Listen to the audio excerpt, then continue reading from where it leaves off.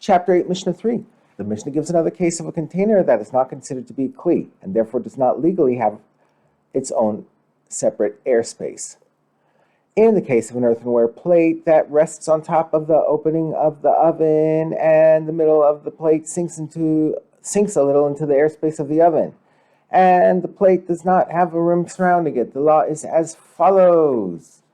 If the sheretz is in the middle of the plate, and thus below the rim of the oven is tameh. Since the perforated plate is not a kli, the interior is not considered to be separate from the oven that is in it. Therefore, the sheretz is in the interior of the oven and not in the interior of its interior, and makes the oven tameh. Similarly, if the sheretz is in the oven, making the oven tameh, foods that are in the plate below the rim of the oven are tameh, since they are in the interior of the oven itself.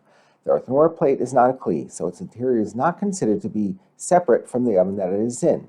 The Mishnah gives the principle behind all these laws, because only the interiors of Keilim are considered separate interiors that shield what is in them from earthenware vessels. However, things that have interiors but do not have the status of Keilim, such as the perforated plate or the broken vessels of the previous Mishnahs, do not have their own airspace that is considered separate from the airspace of the earthenware oven or other earthenware vessels.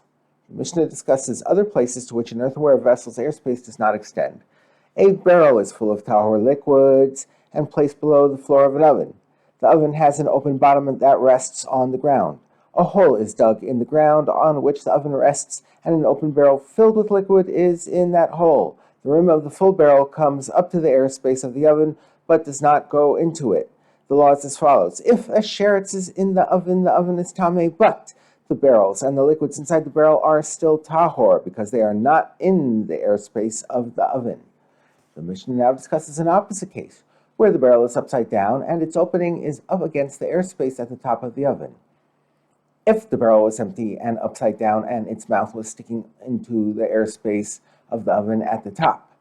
If a sheretz is in the oven is tameh, but the droplets of moistening liquid that remain on the bottom of the empty barrel are still tahor, since those droplets are not in the airspace of the oven but above it.